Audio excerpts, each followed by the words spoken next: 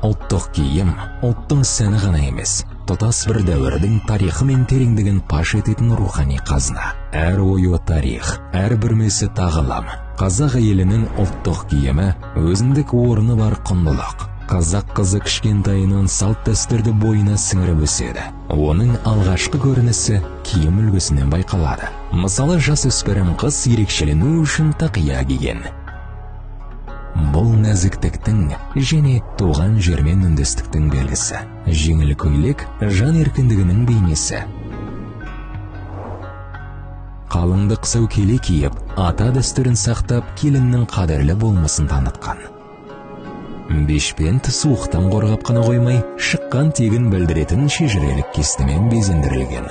Жеңіл жаулық, үлкендерге деген құрмет пен әйел болмысының нәзік сыры.